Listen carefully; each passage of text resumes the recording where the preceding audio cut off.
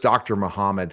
All right, Dr. Mohhamed. This was something we were explaining in the Tramelcast earlier we recorded, and it involves one of the things I'm going to credit you. Dr. Mohhamed taught me that anytime you ask AI for something, you have to make them an expert in that specific task. And I'm taking it more to the extreme. And that means anytime now I'm building all of these chats when I thought, oh, cool, I can just have one in one brain and it understands everything in a project. No, it's not going to do it well. Yes, in your project, you got to bring a team on of 20, 30, 40, 50 agents or chats. I'll call them agents because at one point I'm going to build them to become agents. Yeah. And I'm just doing my fine tuning and testing now. But that means if you want a Sora expert, you make them just a Sora expert. And this is where I have an issue with coaches nowadays. Coaches, you're going to try to be a business coach and you're doing all these things and you're not pulling from AI. You are ripping off your clients. But I want to go to your point. Dr. Mohhamed, why is that? Why is it? Tell us how you fine tune. And I want to learn it from a couple large language models, not LLMs, not just ChatGPT. Go ahead. Yeah, no, it's a good point. I think to give a broad picture, it's almost like AI can play roles. That's the first thing that we need to understand. When they build the AI models, when we use the APIs, we need to choose which mode we want. So you can choose user mode, assistant mode, expert mode. These are modes that we saw in the back end using the API. So that's what I was sharing with you. So AI is the AIs that we use, ChatGPT and Claude. They are what we call general AI models. They know everything about everything. But like with humans, if you have somebody who knows everything about everything, that means he knows nothing about something specific. Yeah. So he gets lost in that big knowledge. So that's me. That's me. That's why I bring all my AI out there because I do have knowledge in everything. However, I'm not an expert in anything. I'm jack of all trades, master of none. So that sentence, jack of all trades, master of none, you can remain there as long as you understand that your AI will play the expert role for you. So you keep the 30,000 feet, the eagle bird view on the business and stuff, and you get your AI agents to do that precision work, And think of that with robots for all the jobs and businesses you can do. That's why building a brand is so important. So you have them working in the background for you. Yeah. And that's key. And that's what you do at Artilla. Indeed. And now the AI models also, they can be trained to follow corporate design rule, corporate styles, and brand guidelines, so that when they interact with your crowd or when they create content, they will always use your color, your style, your wording. So you can train AI to behave like that. It's called CAG. It's like RAG. So there is a way to contextualize the AI to adopt your brand guidelines. That's what I wanted to mean. Really? Okay. It's interesting.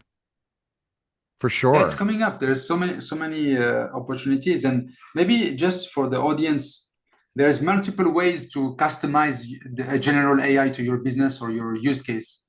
The most immediate and powerful one is what you're using. You're telling an AI chat, which means it's a specific context, to be an expert in Sora, and we're just going to work on Sora. So this way, the AI model, it locks on Sora knowledge. So it will load all the Sora documentation and all the Sora knowledge it has, and then will be like more sharp and more focused.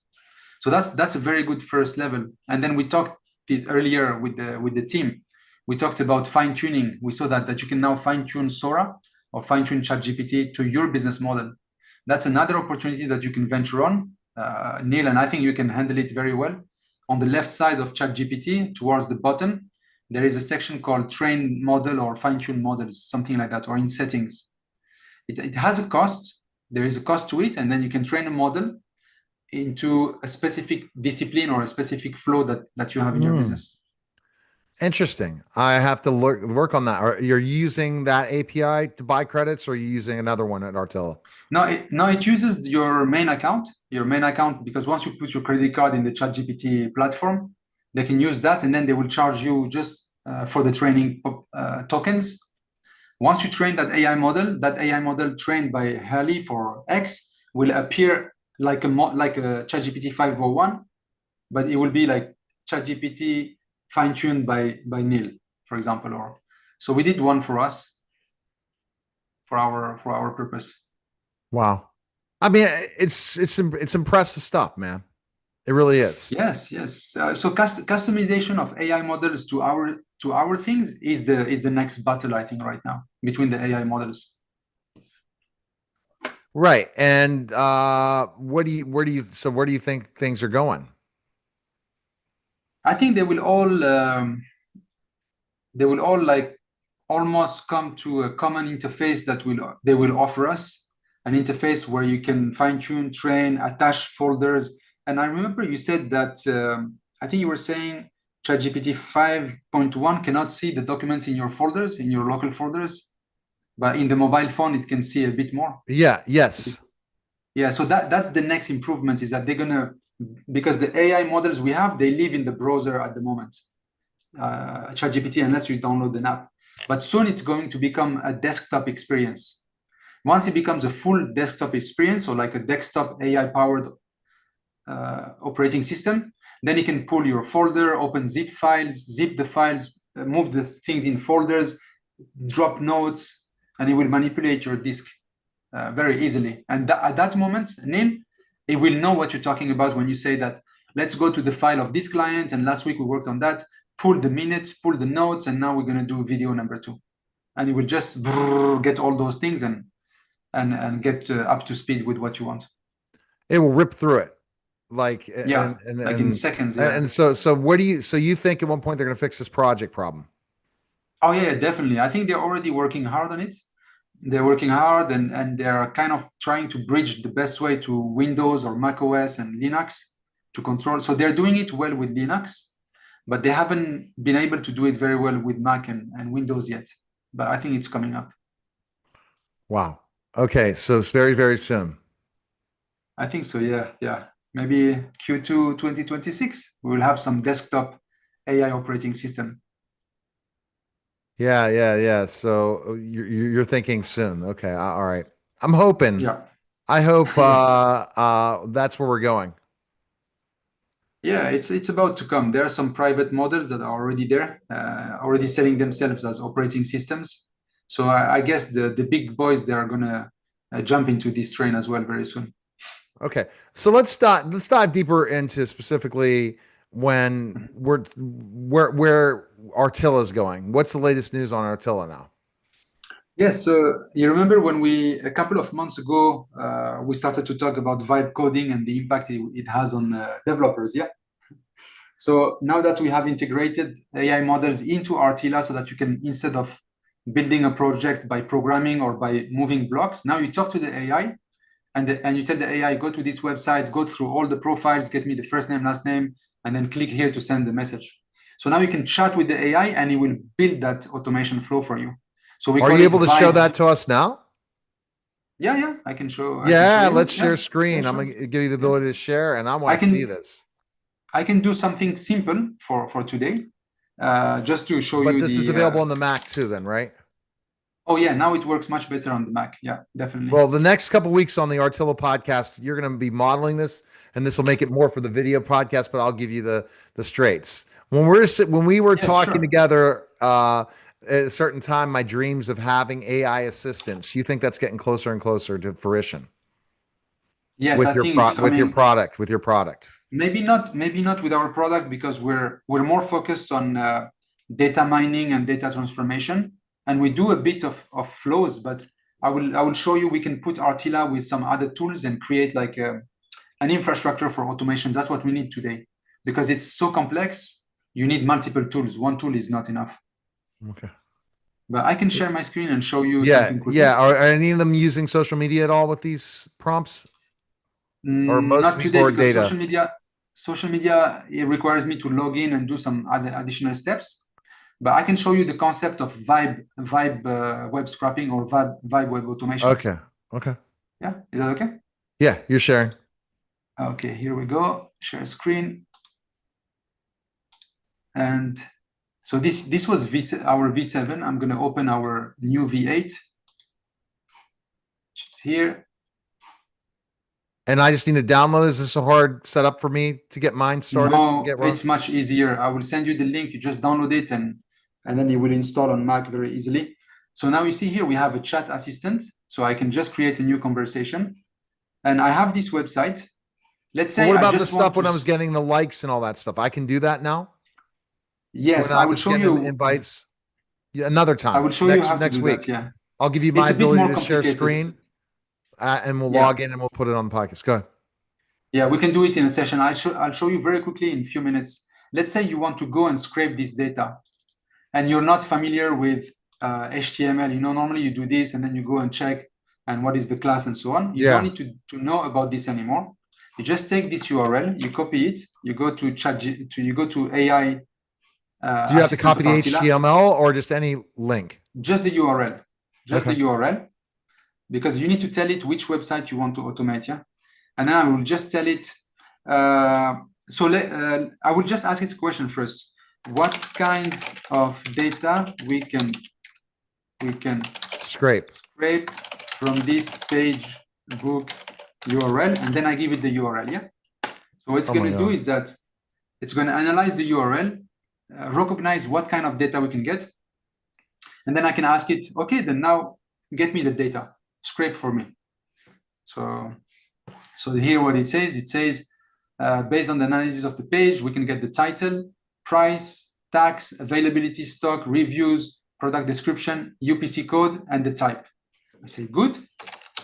Now build a project for scraping this type of URL. And now it's going to build for me the automation project.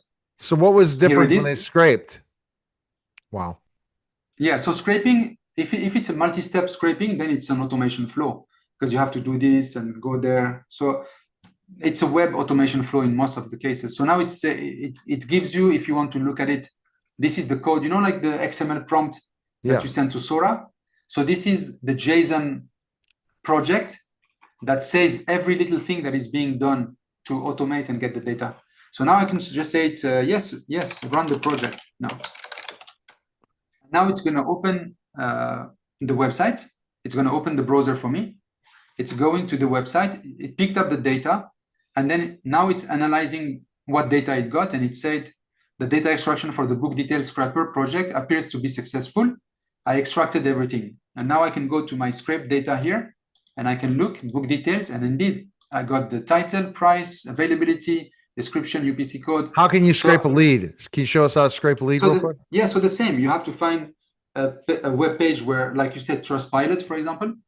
You give it a Trustpilot category page, and you tell it go to every business. All right, let's go to Trustpilot for.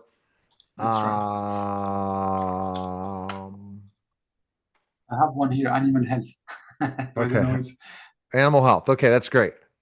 Yes. So this will take a bit more time, but what we can do is that it can take for now, it can only see the address and the URL because you need to automate the click. So let's go into one of them. What do we have in their pages? Do you see anything about, here, there is email, phone. Yeah. Okay, let's do that. Let's see if it can do this. So not all websites can be reviewed automatically. Check this Trustpilot business page and let me know what data we can scrape. So let's see first if it's able to access this page.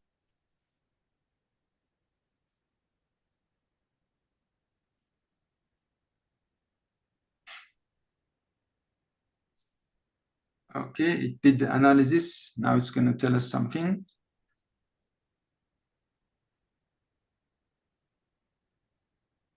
Usually Trustpilot and Facebook, they have massive source code. So when it's analyzing like sometimes multiple thousands lines of code.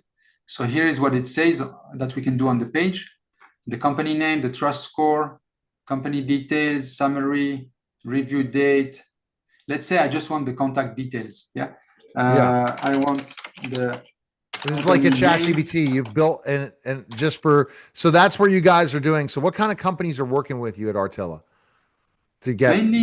Mainly marketing agencies, web agencies, consultants. That's one half of our clients. The other half are banks, insurance companies, because they have data on their customers and they need to enrich them and check the risk. So they can check, for example, the name of a client on Google to see if there is no financial crime, no money laundering, fiscal evasion. You know, they search the web using Artilla and they score their customers. They score the risk for their customers, companies, and individuals. So I will just do it very quickly for our session just to show, but we can go more in depth and we can log into social media. It's a bit more complex. You have to first log in and so on. So what it says here, I will need to, yes, so it's already losing track. We already did the web page analysis, and here is the URL. Let's see, it forgot. It forgot? I think so. It says I need to perform the page analysis, but that's exactly what it did before. So now it's we know how that works. Yeah. So what they're doing is they're running web. This is called vibe scraping. Yeah, vibe web scraping or vibe automation, where you talk to the AI to do some stuff on website and pull the data. And so now you see it built the project. I can say it yes, run it, and then once you get the data of one company, then you can give it the URL where all the companies are and tell it now click every company, open every company, get the data, and then go to the next company, which is called a pagination loop. So once you like, for example, if you loop, go to a security website that has 100 leads of different companies it works with, it can scrape that data. Exactly, yeah. So it will go through all these links here. It will open this first one, scrape the data. It will open it like this, scrape the data, and then boom, open this one, go to the next one, and then scrape the data.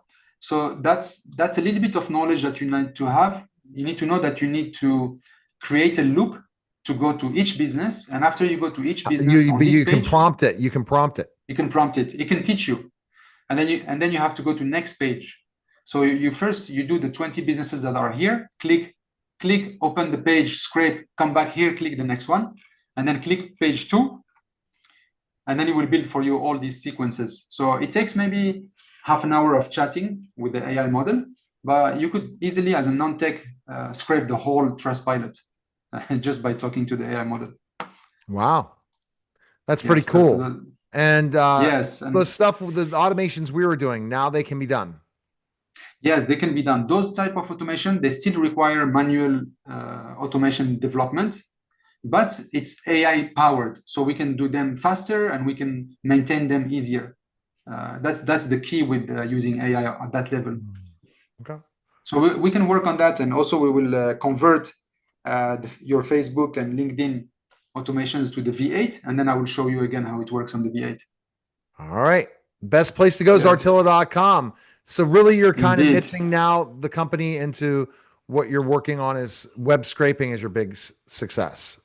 Web scraping, web automation, and then also as we go, we want to move to the enterprise world, because everything we do, including the AI model, can be self-hosted inside the company infrastructure. So if you're a bank or an insurance company or a law firm, you cannot put your customer passport or customer contracts, you cannot send them to ChatGPT to analyze them.